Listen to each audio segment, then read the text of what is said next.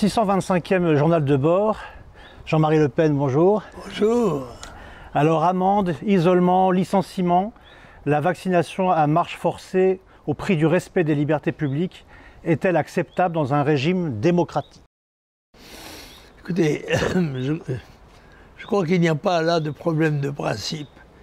Le gouvernement français se trouve, et les autres d'ailleurs, se trouvent en face d'une pandémie dont ils ignorent les capacités de développement et les risques d'aggravation. Ils sont donc amenés, si gouverner c'est prévoir, à prendre un certain nombre de dispositions réglementaires qui sont souvent contraignantes et quelquefois plus qu'il n'y paraît nécessaire. Cela étant, ils en portent la responsabilité et ils seront jugés au résultat de leur politique. Voilà, c'est clair. Jusqu'à présent, je ne leur fais pas le procès d'intention. C'est sûr que toutes ces réglementations sont contraignantes, quelquefois absurdes, souvent contradictoires, mais c'est la vie ainsi et le virus est quand même responsable là. Hein. Corona, même couronné, le virus n'est pas très démocratique. Vous pensez qu'on peut être amené à un 4e confinement? C'est pas impossible, ça dépendra du développement de la pandémie, mais je ne le souhaite pas. Et il ne semble pas, a priori, que ce soit le chemin qu'elle ait choisi cette fois-ci. Mais il peut y en avoir un autre, plus redoutable encore. Puis, il peut y avoir de ces maladies qui, comme la peste, le choléra, éliminèrent les gens par millions, par centaines de milliers, ce qui correspondait aux millions d'aujourd'hui à leur époque. Donc, après tout, prions Dieu. Prions-le. Dans une note au ministre de l'Intérieur, les renseignements territoriaux s'alarment d'un éventuel effet gilet jaune par rejet des mesures sanitaires. Qu'en pensez-vous?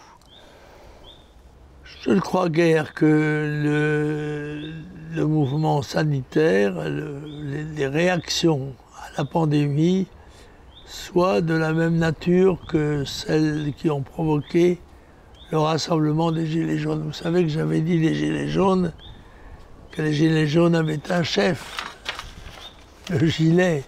Malheureusement, il ne pensait pas et il ne parlait pas. C'est vrai que nos compatriotes sont très disciplinés depuis le début de cette pandémie. Ils mettent le masque, ils respectent les gestes barrières, ils font tout ce Oui, mais à la vérité, ils le font aussi par la crainte qu'ils ont de l'aggravation de leur cas. Plus que je crois que par esprit civique. Cela étant, l'un dans l'autre, jusqu'à présent, on circule encore à peu près librement tout de même dans le pays. C'est pas tout à fait la dictature qui est quelquefois dénoncée. Oui. Vous ne croyez pas à une dictature sanitaire, donc? Pour l'instant, non. Et s'il le fallait, je lèverais mon bistouri en signe de combat. Alors vous avez produit cette semaine un tweet en réaction au motu proprio Traditionis Custodes du pape François, un motu proprio manifestement contre la messe traditionnelle, dite de Saint Pie V. Vous pensez que ce choix va au-delà des sphères catholiques? Que recherche-t-il, d'après vous, le Saint-Père? Je trouve très étonnante cette attitude inutilement agressive, parce qu'on ne voit pas en quoi la messe de Saint Pie V, la messe en latin, a de quoi provoquer chez les catholiques des règlements particuliers. Par conséquent, il s'agit là d'une intervention politicienne, très visiblement, et le fait qu'elle émane du jésuite Bergoglio a de quoi m'inquiéter. Nous sommes dans un système extraordinaire. Nous avons deux papes, l'un qui avait permis la messe et l'autre qui l'interdit en fait. Je dois dire que moi je suis attaché à la messe en latin, comme je le suis généralement d'ailleurs aux traditions dont les structures ont formé la civilisation chrétienne qui a illustré l'Europe et le monde. C'est vrai qu'à chaque fête des Bleus Blancs Rouges, vous faisiez célébrer une messe traditionnelle. Absolument. Le dimanche matin. absolument. Et tout le monde s'en portait bien. Tout le monde s'en portait bien. Est-ce que vous pensez qu'il a déclaré la guerre aux traditionalistes? Je ne sais pas quel est son état d'esprit. Il vient de Buenos Aires. Les méthodes ne sont peut-être pas les mêmes que les nôtres. En général, je préfère les papes nés à Rome et quelquefois même en Avignon à ceux qui naissent en Buenos Aires ou à Santiago. Le message est reçu. Alors un logiciel appelé Pegasus, un logiciel espion dans le téléphone du président de la République et de nombreuses hautes personnalités.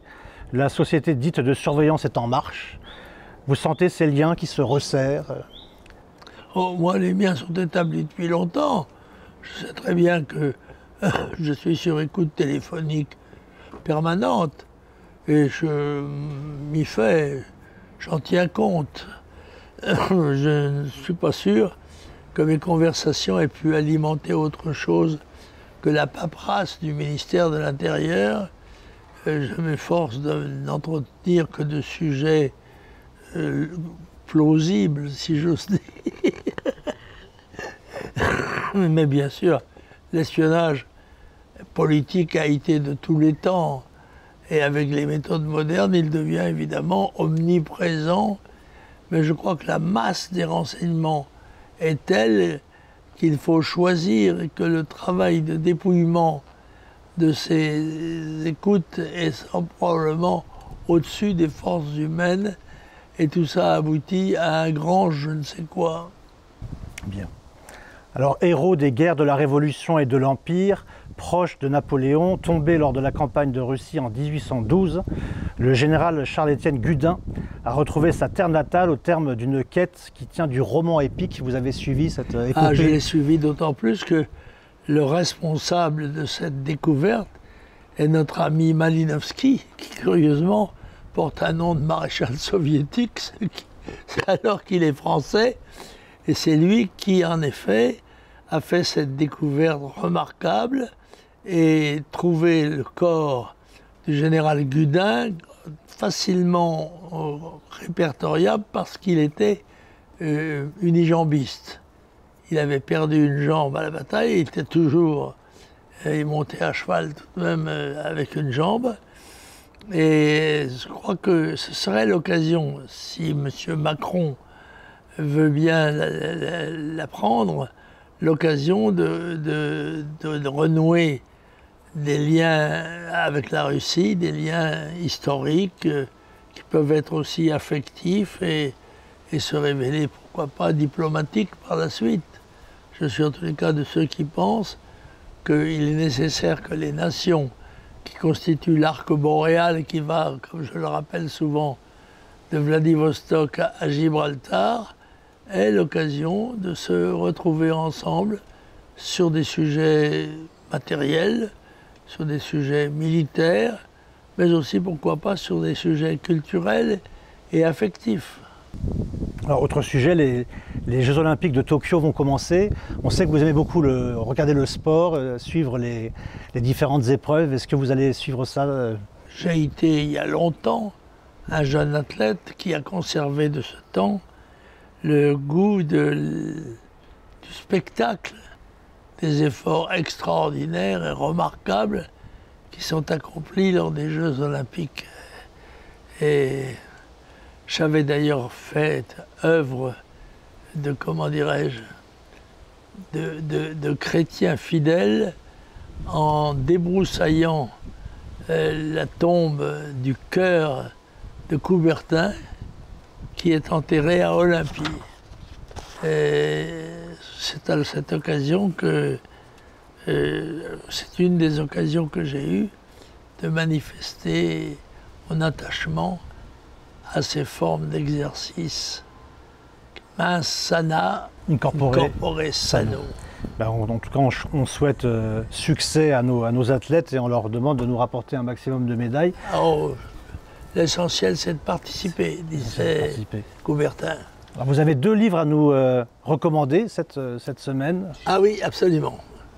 J'en ai un qui s'appelle, son titre est suggestif, il s'appelle Tocsin.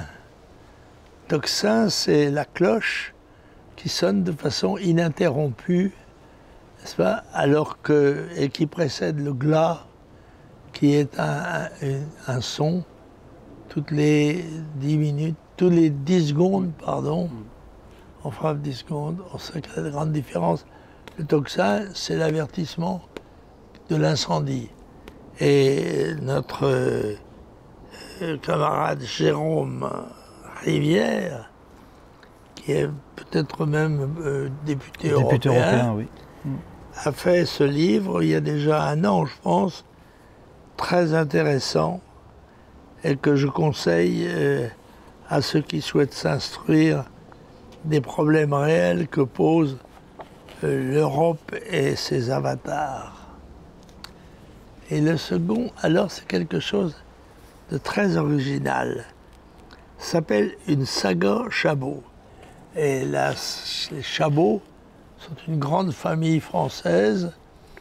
On connaît aussi les Rohan Chabot. Enfin, ils sont alliés à beaucoup d'autres familles. Et cette histoire de la famille Chabot alterne en quelque sorte dans ce livre passionnant les épisodes familiaux, personnels, avec l'histoire de France entrelacée, et ça rend la lecture de cet ouvrage extrêmement passionnant, d'autant qu'il est illustré de façon intelligente et gracieuse. Très bien.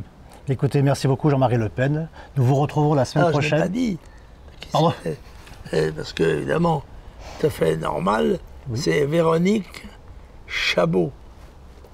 Chabot Trémancourt. À la semaine prochaine, Jean-Marie Le Pen. Merci beaucoup.